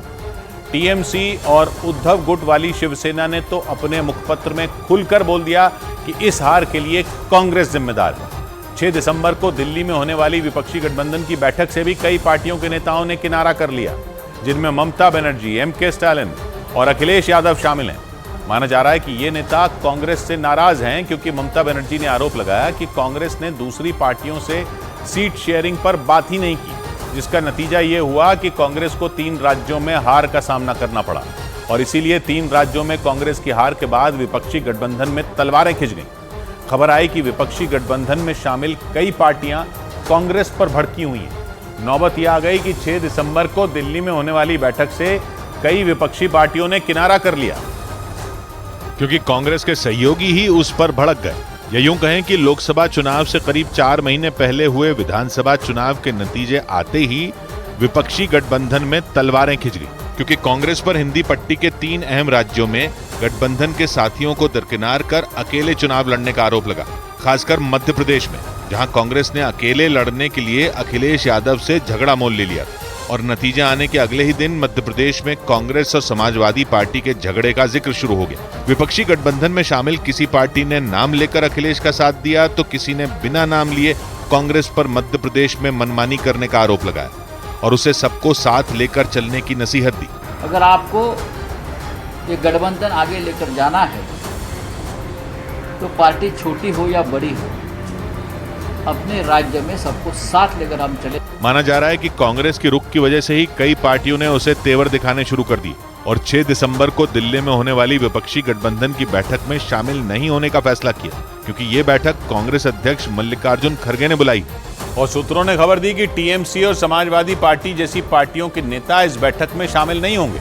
वो अलग बात है कि इन पार्टियों ने बैठक में शामिल नहीं होने के अलग अलग कारण दिए, लेकिन माना जा रहा है कि ये पार्टियां कांग्रेस को अपनी नाराजगी दिखा रही हैं, क्योंकि पटना, बेंगलुरु और मुंबई में हुई विपक्षी गठबंधन की बैठक में ये नेता शामिल हुए थे। पटना की बैठक में तो ममता और अखिलेश ने राहुल गांधी के साथ मंच तक साझा किया था। बेंगलुरु और मुंबई की बैठक में भी विपक्ष ने एकता दिखाई थी, लेकिन विधानसभा चुनाव में कांग्रेस की 3 राज्यों में हार के बाद उसके अपने दोस्तों ने ही उसे आंखें दिखानी शुरू कर दी और सूत्रों ने बताया कि 6 दिसंबर को दिल्ली में होने वाली विपक्षी गठबंधन की बैठक में अखिलेश यादव हिस्सा नहीं लेंगे। एमके स्टालिन ने भी बैठक से किनारा कर लिया। उन्होंने तमिलनाडु में तूफान की आहट को बैठक में न आने की वजह बताया। खबर है कि ममता बनर्जी भी इस बैठक में हिस्सा नहीं लेंगी, यानी संकेत मिलने लगे कि मल्लिकार्जुन खड़गे ने विपक्षी गठबंधन की जो चौथी बैठक बुलाई वो पहले जैसी नहीं होने वाली, क्योंकि सूत्र बता रहे हैं कि इस बार ममता, अखिलेश और स्टालिन समेत कई विपक्षी नेता बैठक में शामिल नहीं होंगे। यही नहीं, सूत्रों ने तो ये तक बताया कि कांग्रेस की सहयोगी पार्टियां उस पर दबाव बनाने की तैयारी में, क्योंकि वो चाहती हैं कि उनकी सलाह को भी तवज्जो मिले और विपक्षी गठबंधन में उनकी राय की भी वही अहमियत हो जो कांग्रेस की है, क्योंकि मध्य प्रदेश में कांग्रेस पर समाजवादी पार्टी के साथ सीट शेयरिंग पर बात नहीं करने का आरोप लगा। नतीजे आने के बाद कांग्रेस को तीखे तेवर दिखाने के मूड में दिख रही ममता बनर्जी ने खुद इसका जिक्र किया। ममता बनर्जी ने बयान दिया कि टीएमसी ने कांग्रेस से कहा था कि सीट शेयरिंग पर बात कर ली जाए, क्योंकि ऐसा हुआ होता तो विधानसभा चुनाव के नतीजे इससे बेहतर होते। इससे पहले टीएमसी ने अपने मुखपत्र जागो बांग्ला में भी कांग्रेस को आड़े हाथ लिया और लिखा कि ये बीजेपी की जीत नहीं बल्कि कांग्रेस की हार है। माना जा रहा है कि 6 दिसंबर की बैठक में सीट शेयरिंग पर बात हो सकती है, क्योंकि सूत्र बता रहे हैं कि कांग्रेस और उसकी सहयोगी पार्टियों के बीच तलवारें खींचने की यही सबसे बड़ी वजह है। मध्य प्रदेश में तो चुनाव से ठीक पहले ये झगड़ा दुनिया के सामने भी आ गया था, क्योंकि अखिलेश यादव ने आरोप लगाया था कि कांग्रेस ने सीट बंटवारे के दौरान उसे नजरअंदाज किया, जबकि शुरुआत में कांग्रेस ने उसे मध्य प्रदेश में कुछ सीटें देने का वादा किया था, लेकिन बाद में कांग्रेस अपने वादे से मुकर गई। समाजवादी पार्टी के इसी आरोप के बाद सारा झगड़ा शुरू हुआ था, क्योंकि अखिलेश यादव का कहना था कि कांग्रेस ने उन्हें मध्य प्रदेश में 7 सीटें देने का वादा किया था, लेकिन बाद में कांग्रेस अपनी बात से पलट गई और मध्य प्रदेश में कांग्रेस और समाजवादी पार्टी में सीट शेयरिंग पर तू-तू मैं शुरू हो गई। इस बारे में कमलनाथ के एक बयान पर खूब बवाल भी हुआ था। अरे भाई छोड़ो अखिलेश। कमलनाथ के बयान पर अखिलेश ने भी तीखा जवाब दिया था। जिनके नाम में ही कमल हो तो अखिलेश ही कहेंगे और क्या अखिलेश तो नहीं कहेंगे। यानी कांग्रेस की सहयोगी पार्टियों ने चुनाव से पहले ही उसे आंखें दिखानी शुरू कर दी थी, या यूं कहें कि कांग्रेस पर मनमानी का आरोप लगाने वाले अखिलेश ने इसकी शुरुआत करीब 2 महीने पहले ही कर दी थी और ये संकेत मिलने लगे थे कि अगर विधानसभा चुनाव में कांग्रेस की वजह से जरा सी ऊंच नीच हुई तो विपक्षी गठबंधन में शामिल पार्टियां उसके खिलाफ मोर्चा खोलने में देर नहीं करेंगी। वो अलग बात है कि मध्य प्रदेश में सीट शेयरिंग के लिए कांग्रेस से लड़ने वाली समाजवादी पार्टी को 1% से भी कम वोट मिले, लेकिन कांग्रेस से नाराज दिख रही विपक्षी गठबंधन की पार्टियों ने इसका जिक्र तक नहीं किया। उल्टा वो कांग्रेस को ही नसीहत देती दिखी कि वो बीजेपी से अकेले लड़ने के बारे में सपने में भी न सोचे। विपक्षी गठबंधन में शामिल जेडीयू और टीएमसी जैसी पार्टियों ने तो खुलकर आरोप लगाया कि कांग्रेस सारा काम अकेले करना चाहती है और इसीलिए वो विपक्षी गठबंधन में शामिल किसी पार्टी की राय नहीं लेना चाहती। जेडीयू और टीएमसी जैसी पार्टियों का यह आरोप विपक्षी गठबंधन की एकता के लिए खतरा माना जा रहा है, क्योंकि ये गठबंधन बनाने के लिए नीतीश और ममता बनर्जी ने खूब मेहनत की थी।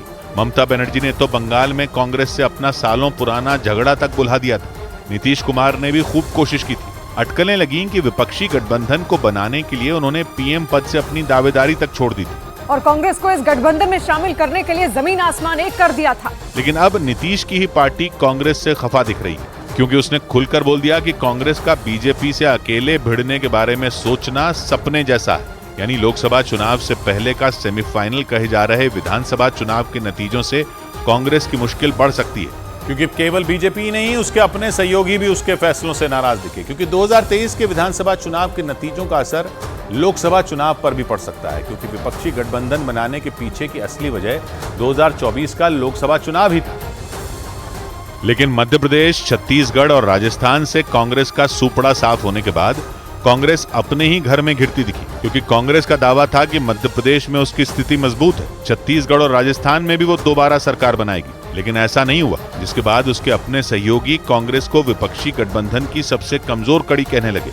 नेशनल कॉन्फ्रेंस को तो कांग्रेस के मौजूदा प्रदर्शन की वजह से 2024 की चिंता सताने लगी। अगर आगे जाके भी यही हाल रहेगा तो हम शायद बच नहीं पाएंगे।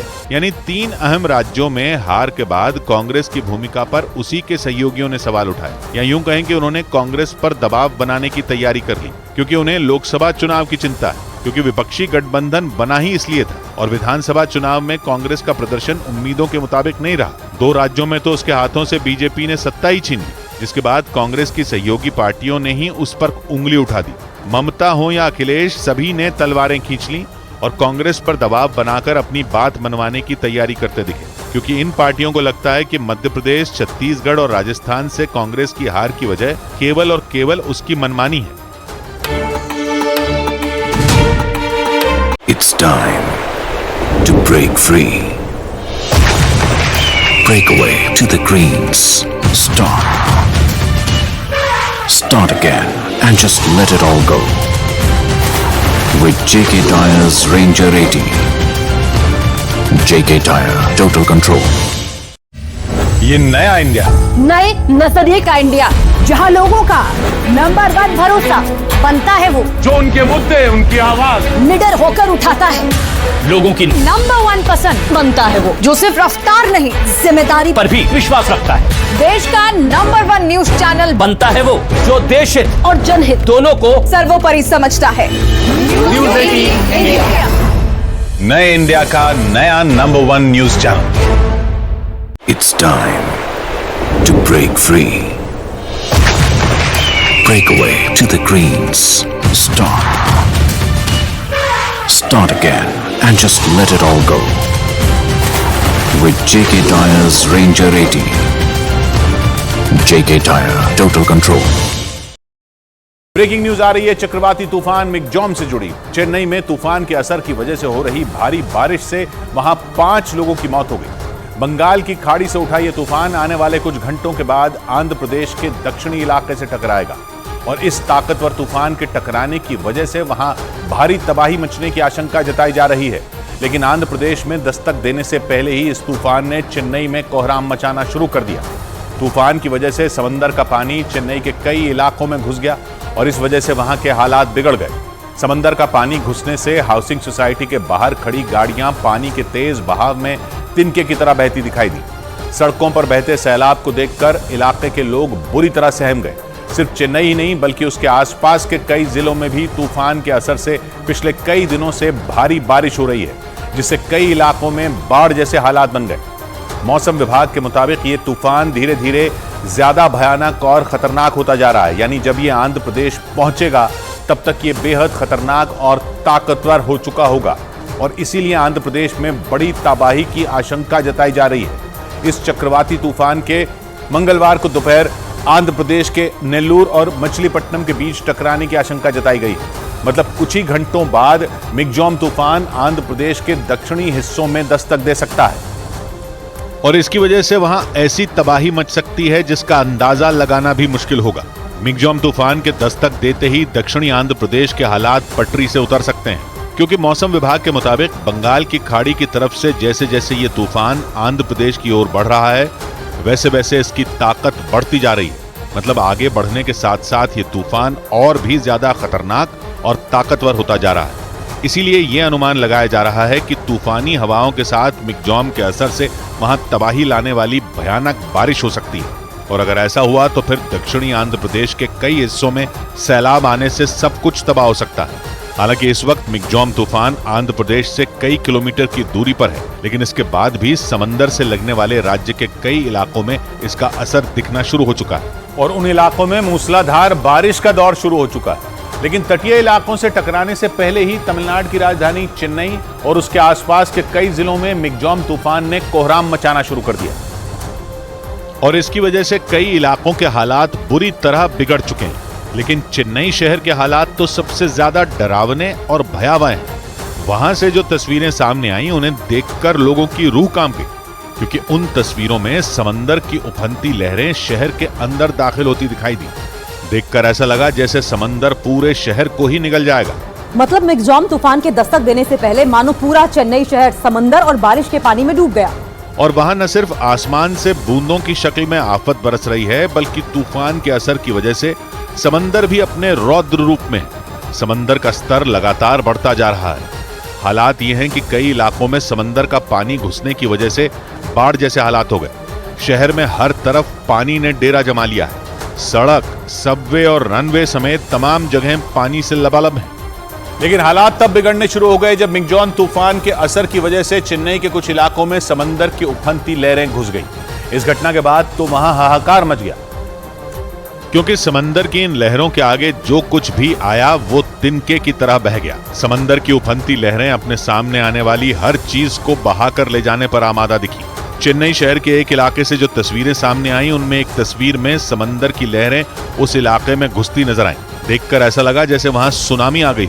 शहर के जिस इलाके में समंदर का पानी दाखिल हुआ वहां आसपास कई हाउसिंग सोसाइटियां दिखाई दी। सड़कों पर एक के पीछे एक कई गाड़ियां भी नजर आईं, जो समंदर से आए पानी के तेज बहाव में कागज की कश्ती की तरह बहती दिखी। समंदर की लहरों ने वहां ऐसा तांडव मचाया जिसे देखकर इलाके के लोग खौफ से भर गए।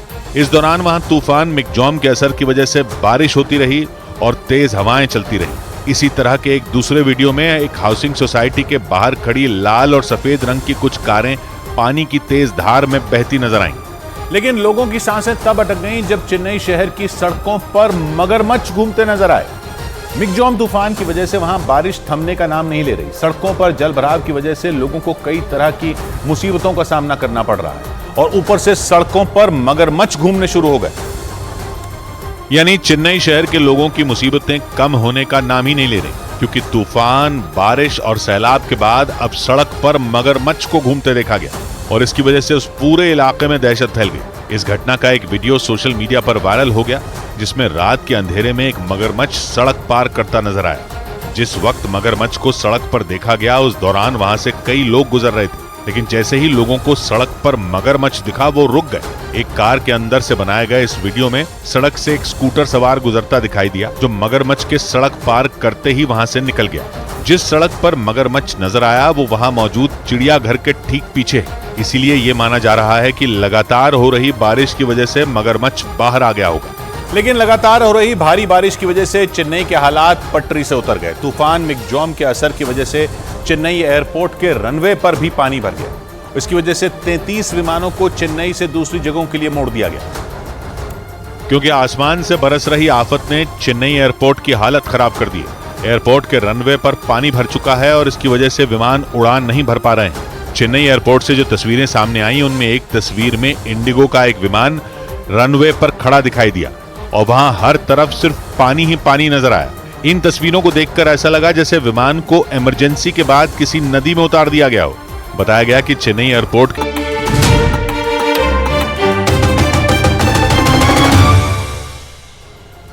बड़ी खबर आई अमेरिका और उत्तर कोरिया में बढ़े तनाव से जुड़ी। दावा किया गया कि उत्तर कोरिया ने अमेरिका को जंग की कड़ी चेतावनी दे डाली। यूरेशियन टाइम्स नाम की वेबसाइट के मुताबिक उत्तर कोरिया ने धमकी दी कि अगर अमेरिका ने उसकी जासूसी सैटेलाइट ऑपरेशन को रोकने की कोशिश की तो वो रुकने वाला नहीं है और इसका वो सख्ती से जवाब देगा। मतलब ये कि वो अमेरिका के खिलाफ कभी भी जंग छेड़ सकता है, क्योंकि कुछ दिनों पहले ही उत्तर कोरिया ने अपनी जासूसी सैटेलाइट लॉन्च की थी। इसका अमेरिका और दक्षिण कोरिया ने विरोध किया था और इसलिए उत्तर कोरिया ने जासूसी सैटेलाइट को लेकर अमेरिका को सबसे बड़ी धमकी दे दी। उत्तर कोरिया ने चेतावनी दे दी कि अगर अमेरिका ने उसके सैटेलाइट ऑपरेशन में किसी तरह का दखल दिया तो वो इसे जंग का ऐलान समझेगा, जिसका मतलब साफ है कि उत्तर कोरिया ने अमेरिका को जंग की खुली धमकी दे दी, क्योंकि वो नहीं चाहता कि उसके दुश्मन देश जासूसी सैटेलाइट ऑपरेशन में दखल दें। उत्तर कोरिया तो अमेरिका, दक्षिण कोरिया और उसके दोस्त जापान को चुनौती देने के लिए ही हमले की रणनीति बनाता आया। और अगर ऐसे में अमेरिका ने उसे रोकने की कोशिश की तो उत्तर कोरिया चुप नहीं बैठेगा और उसकी सेना पूरी ताकत के साथ इसका जवाब देगी। उत्तर कोरिया की न्यूज एजेंसी KCNA के मुताबिक अमेरिका को रोकने के लिए उसकी सेना किसी भी हद तक जा सकती है। यानी किम जोंग उन ने साफ इशारा कर दिया कि अगर अमेरिका ने अंतरिक्ष में उनके जासूसी सैटेलाइट ऑपरेशन के रास्ते में रुकावट पैदा की तो उसे इसका अंजाम भुगतना होगा।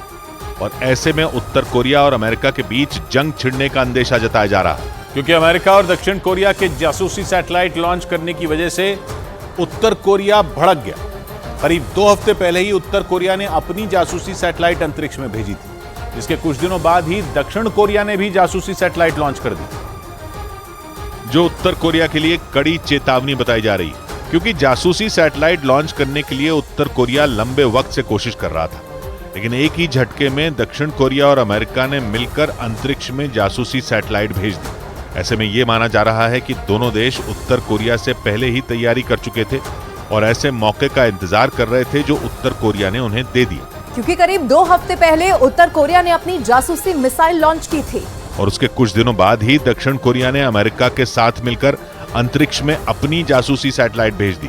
खबर है कि अमेरिका के कैलिफोर्निया से दक्षिण कोरिया ने जासूसी सैटेलाइट लॉन्च की। ये सैटेलाइट अमेरिकी कंपनी SpaceX के रॉकेट के जरिए भेजी गई और दक्षिण कोरिया ने उत्तर कोरिया के खिलाफ बड़ी चाल चल दी। बताया गया कि किम जोंग उन ने अपने दुश्मन देशों को घेरने के लिए कई सैन्य अड्डे बना रखे और माना जा रहा है कि दक्षिण कोरिया और अमेरिका अपनी जासूसी सैटेलाइट की मदद से उन सैन्य अड्डों पर नजर रख सकता है। क्योंकि कुछ दिनों पहले ही उत्तर कोरिया ने अपनी जासूसी सैटेलाइट लॉन्च की थी और इस खबर ने उसके दुश्मन देशों अमेरिका, दक्षिण कोरिया और जापान की धड़कनें बढ़ा दी।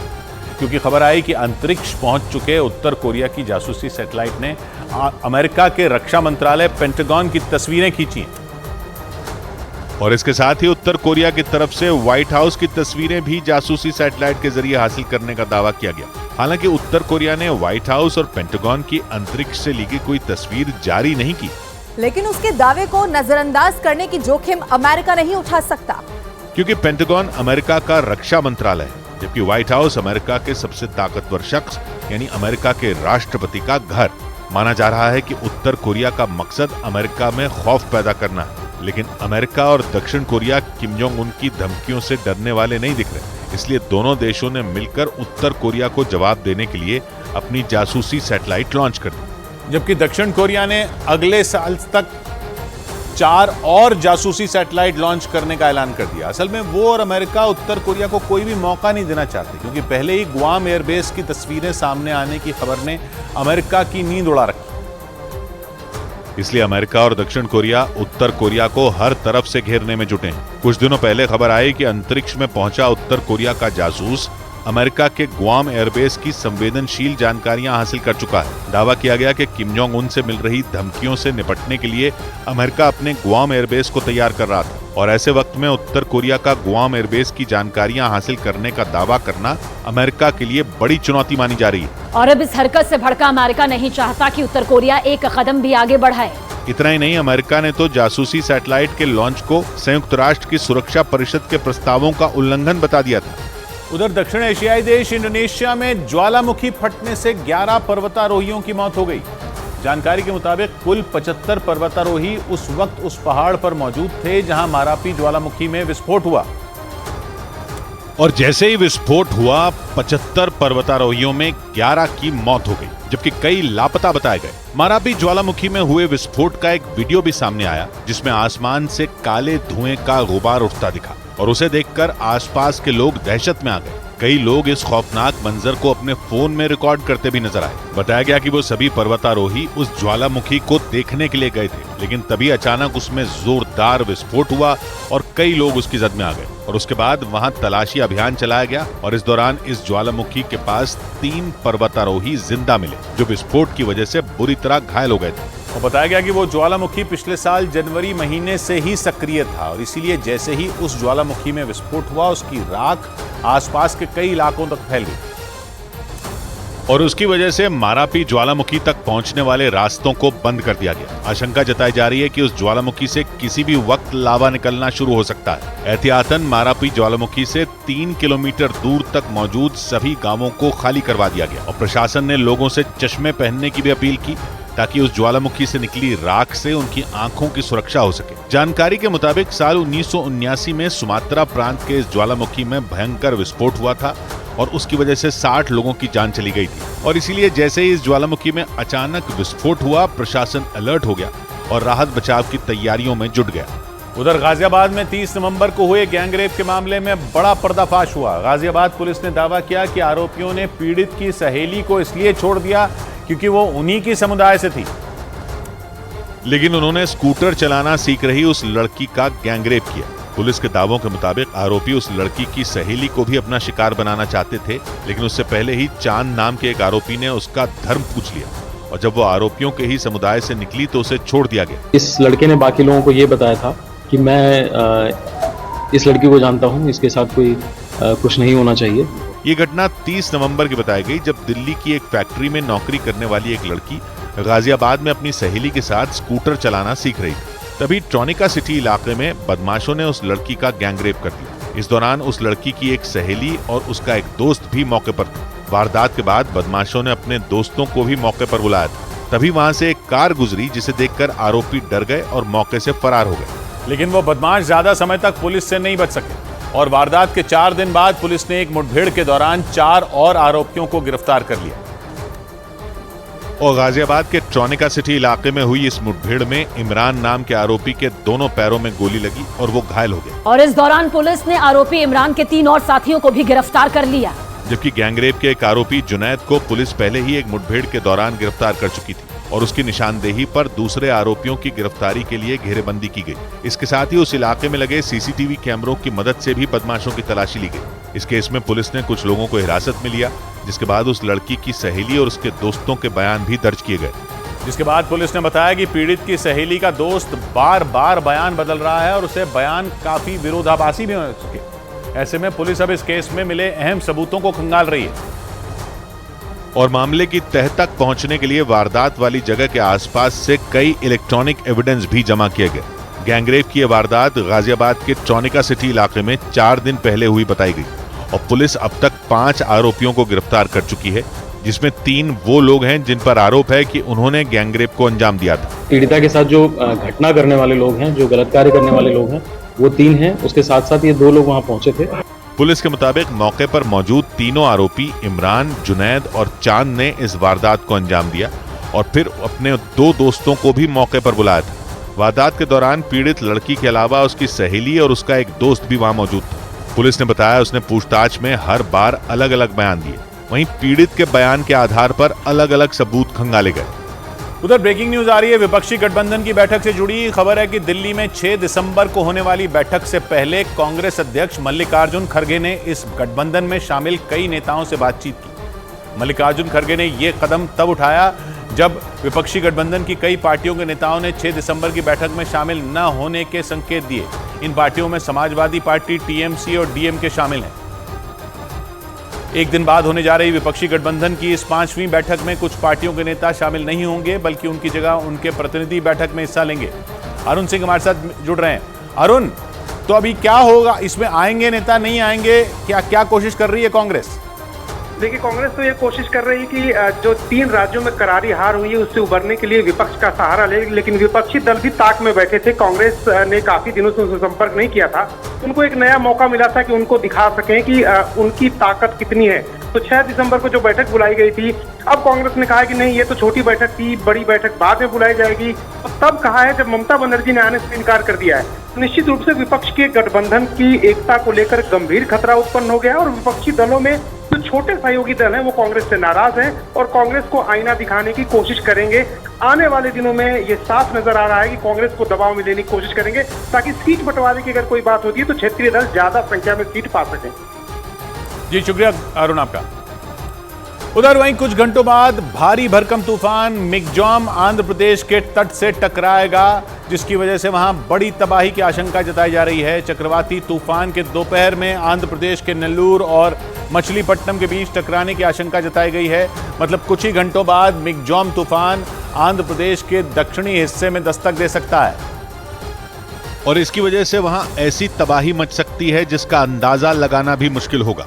मिग्जॉम तूफान के दस्तक देते ही दक्षिणी आंध्र प्रदेश के हालात पटरी से उतर सकते हैं, क्योंकि मौसम विभाग के मुताबिक बंगाल की खाड़ी की तरफ से जैसे जैसे ये तूफान आंध्र प्रदेश की ओर बढ़ रहा है, वैसे वैसे इसकी ताकत बढ़ती जा रही है। मतलब आगे बढ़ने के साथ साथ ये तूफान और भी ज्यादा खतरनाक और ताकतवर होता जा रहा है।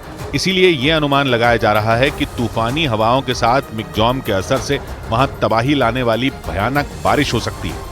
और अगर ऐसा हुआ तो फिर दक्षिणी आंध्र प्रदेश के कई हिस्सों में सैलाब आने से सब कुछ तबाह हो सकता है। हालांकि इस वक्त मिग्जॉम तूफान आंध्र प्रदेश से कई किलोमीटर की दूरी पर है, लेकिन इसके बाद भी समंदर से लगने वाले राज्य के कई इलाकों में इसका असर दिखना शुरू हो चुका है और उन इलाकों में मूसलाधार बारिश का दौर शुरू हो चुका है। लेकिन तटीय इलाकों से टकराने से पहले ही तमिलनाडु की राजधानी चेन्नई और उसके आसपास के कई जिलों में मिग्जॉम तूफान ने कोहराम मचाना शुरू कर दिया और इसकी वजह से कई इलाकों के हालात बुरी तरह बिगड़ चुके हैं।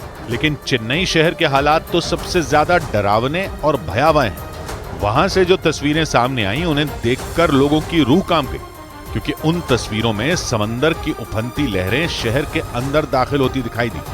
देखकर ऐसा लगा जैसे समंदर पूरे शहर को ही निगल जाएगा। मतलब मिग्जॉम तूफान के दस्तक देने से पहले मानो पूरा चेन्नई शहर समंदर और बारिश के पानी में डूब गया। और वहां न सिर्फ आसमान से बूंदों की शक्ल में आफत बरस रही है, बल्कि तूफान के असर की वजह से समंदर भी अपने रौद्र रूप में। समंदर का स्तर लगातार बढ़ता जा रहा है। हालात ये हैं कि कई इलाकों में समंदर का पानी घुसने की वजह से बाढ़ जैसे हालात हो गए। शहर में हर तरफ पानी ने डेरा जमा लिया है। सड़क, सबवे और रनवे समेत तमाम जगहें पानी से लबालब हैं। लेकिन हालात तब बिगड़ने शुरू हो गए जब मिग्जॉम तूफान के असर की वजह से चेन्नई के कुछ इलाकों में समंदर की उफनती लहरें घुस गईं। इस घटना के बाद तो वहां हाहाकार मच गया, क्योंकि समंदर की इन लहरों के आगे जो कुछ भी आया वो तिनके की तरह बह गया। समंदर की उफनती लहरें अपने सामने आने वाली हर चीज को बहाकर ले जाने पर आमादा दिखी। चेन्नई शहर के एक इलाके से जो तस्वीरें सामने आई उनमें एक तस्वीर में समंदर की लहरें उस इलाके में घुसती नजर आईं। देखकर ऐसा लगा जैसे वहां सुनामी आ गई। शहर के जिस इलाके में समंदर का पानी दाखिल हुआ वहां आसपास कई हाउसिंग सोसाइटियां दिखाई दी। सड़कों पर एक के पीछे एक कई गाड़ियां भी नजर आईं, जो समंदर से आए पानी के तेज बहाव में कागज की कश्ती की तरह बहती दिखी। समंदर की लहरों ने वहां ऐसा तांडव मचाया जिसे देखकर इलाके के लोग खौफ से भर गए। इस दौरान वहां तूफान मिग्जॉम के असर की वजह से बारिश होती रही और तेज हवाएं चलती रही। इसी तरह के एक दूसरे वीडियो में एक हाउसिंग सोसाइटी के बाहर खड़ी लाल और सफेद रंग की कुछ कारें पानी की तेज धार में बहती नजर आईं। लेकिन लोगों की सांसें तब अटक गईं जब चेन्नई शहर की सड़कों पर मगरमच्छ घूमते नजर आए। मिग्जॉम तूफान की वजह से वहां बारिश थमने का नाम नहीं ले रही है। सड़कों पर जलभराव की वजह से लोगों को कई तरह की मुसीबतों का सामना करना पड़ रहा है और ऊपर से सड़कों पर मगरमच्छ घूमने शुरू हो गए। यानी चेन्नई शहर के लोगों की मुसीबतें कम होने का नाम ही नहीं ले रही, क्योंकि तूफान, बारिश और सैलाब के बाद अब सड़क पर मगरमच्छ को घूमते देखा गया और इसकी वजह से उस पूरे इलाके में दहशत फैल गई। इस घटना का एक वीडियो सोशल मीडिया पर वायरल हो गया, जिसमें रात के अंधेरे में एक मगरमच्छ सड़क पार करता नजर आया। जिस वक्त मगरमच्छ को सड़क पर देखा गया उस दौरान वहां से कई लोग गुजर रहे थे, लेकिन जैसे ही लोगों को सड़क पर मगरमच्छ दिखा वो रुक गए। एक कार के अंदर से बनाए गए इस वीडियो में सड़क से एक स्कूटर सवार गुजरता दिखाई दिया, जो मगरमच्छ के सड़क पार करते ही वहां से निकल गया। जिस सड़क पर मगरमच्छ नजर आया वो वहां मौजूद चिड़ियाघर के ठीक पीछे है। इसीलिए ये माना जा रहा है कि लगातार हो रही बारिश की वजह से मगरमच्छ बाहर आ गया होगा। लेकिन लगातार हो रही भारी बारिश की वजह से चेन्नई के हालात पटरी से उतर गए। तूफान मिग्जॉम के असर की वजह से चेन्नई एयरपोर्ट के रनवे पर भी पानी भर गया। इसकी वजह से 33 विमानों को चेन्नई से दूसरी जगहों के लिए मोड़ दिया गया, क्योंकि आसमान से बरस रही आफत ने चेन्नई एयरपोर्ट की हालत खराब कर दी है। एयरपोर्ट के रनवे पर पानी भर चुका है और इसकी वजह से विमान उड़ान नहीं भर पा रहे हैं। चेन्नई एयरपोर्ट से जो तस्वीरें सामने आई उनमें एक तस्वीर में इंडिगो का एक विमान रनवे पर खड़ा दिखाई दिया और वहां हर तरफ सिर्फ पानी ही पानी नजर आया। इन तस्वीरों को देखकर ऐसा लगा जैसे विमान को इमरजेंसी के बाद किसी नदी में उतार दिया गया हो। बताया गया कि चेन्नई एयरपोर्ट के रनवे पर पानी भरने से वहां खड़े विमानों के पहिए तक डूब चुके हैं। इसी वजह से चेन्नई एयरपोर्ट पर आने वाली 33 उड़ानों को दूसरे एयरपोर्ट के लिए मोड़ दिया गया। मौसम के बिगड़े मिजाज को देखते हुए वहां 70 से ज्यादा उड़ानें रद्द कर दी गईं, जिससे विमानों में सफर करने वाले लोगों को काफी दिक्कतों का सामना करना पड़ा। वहीं विधानसभा चुनाव के नतीजों के अगले ही दिन शेयर बाजार में तगड़ी खरीदारी हुई। बाजार में सभी इंडेक्स हरे निशान पर बंद हुए और बाजार बंद होने के वक्त बॉम्बे स्टॉक एक्सचेंज का सेंसेक्स 1218 अंक चढ़कर 68,699 पर पहुंच गया। वहीं नेशनल स्टॉक एक्सचेंज का निफ्टी 374 अंकों के छलांग के साथ 20,642 पर बंद हुआ। बैंकिंग और कैपिटल गुड्स के शेयरों में सबसे ज्यादा तेजी दर्ज की गई। और शेयर बाजार की खबर तो आपको कई जगह मिल जाएगी, लेकिन शेयर बाजार का एक्सपर्ट आपको बनाएगा सिर्फ मनी कंट्रोल प्रो। नींद की एक किताब रखना, नींद की एक किताब रखना, करवटों का हिसाब रखना, पत्थरों का मिजाज पढ़ना, हाथ में फिर गुलाब रखना। 100 बात की एक बात कही भारद्वाज ने, हर डगर में सवाल होंगे, हर कदम पर जवाब रखना, धड़कनों में जुनून कोई, सांस में इंकलाब रखना। मिलते हैं कल, घड़ी जब इशारा करेगी 9 बजे रात का। वक्त फिर होगा 100 बात की एक बात।